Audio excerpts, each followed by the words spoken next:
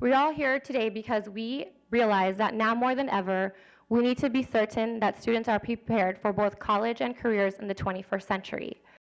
And this year, all freshmen were defaulted in A through G classes, and unfortunately, their rate of success has been extremely low.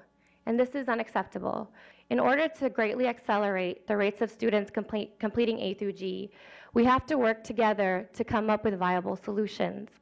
We have the local and central district, school sites, parents, students, civic and community partners at the table today to speak about how we can move together towards positive change. Because A through G is like a training, training to go to college, right? And I know it's not going to affect a lot to me, because I'm a senior and I'm about to graduate. And it's going to affect my sisters, though, so this is what I'm fighting for, Necesitamos que nuestros muchachos completen estos requisitos si queremos tener en un futuro dirigentes de este mundo, que sean profesionales. Necesitamos otro concejal, necesitamos un presidente, necesitamos que llenen esos lugares que muy pronto la gente de tercera edad nos va a dejar.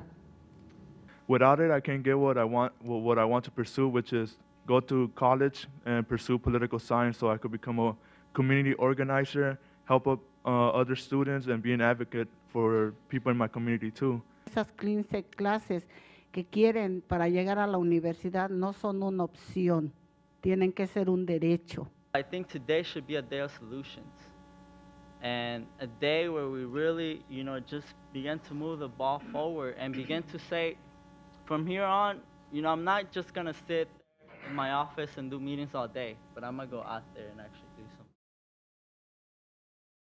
Let me tell you, A to G is not about college prep. It is about successful living as an adult. I knew what was going to happen, and I knew that we would not look very good when I pushed A to G for all incoming ninth graders this past year, because our students are not prepared. Success in A to G begins in preschool and kindergarten and first grade and second grade and third grade. And if those children leave the third grade and are not proficient, they will never make it in A to G. The schools belong to you, and we are not going to let up on A to G. Even though we have drastic budget cuts that are for the support of services, because you need more than a class. You do need intervention. You need it during the day, before school, and after school, so students can be successful.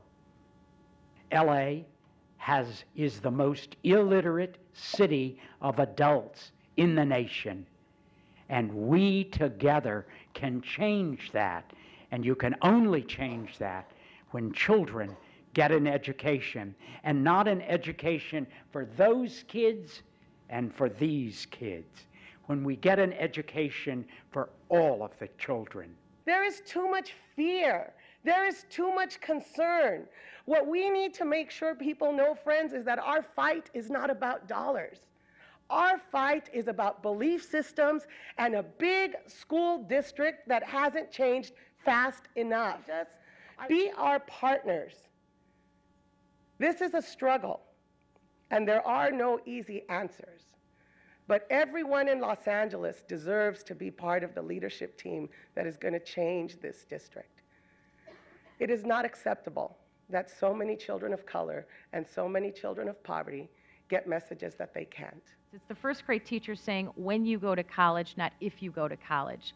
It's that whole environment around building a college-going culture for our students. One of the questions was asked of me is, what is it going to take to get us to A to G? It is a definite community involvement. It's everyone here.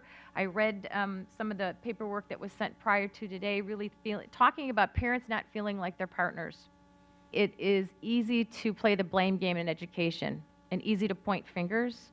But when we do that, we really don't get to the heart of the matter, and that is every classroom one that you would put your own flesh and blood in?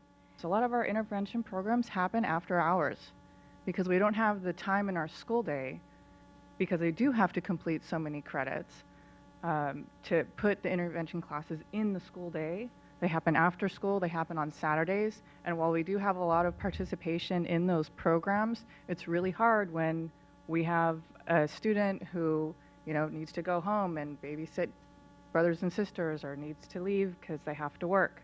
That's a reality that we deal with.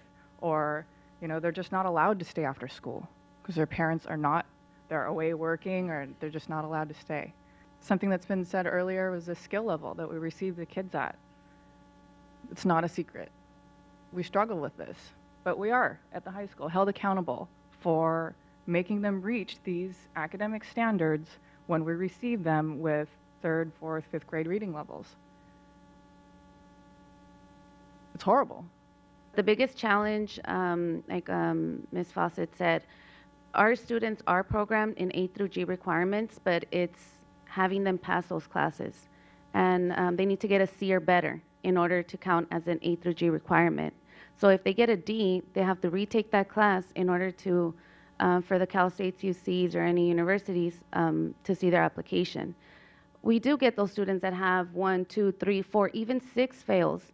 The parents get the report cards at home. We send extra letters telling them, call us, come visit us. We call. Sometimes no response and things like that. Then we talk to the PSA counselors, and these students have an attendance problem ever since, elementary. And in elementary school, who has the attendance problem? Is it the student or the parent?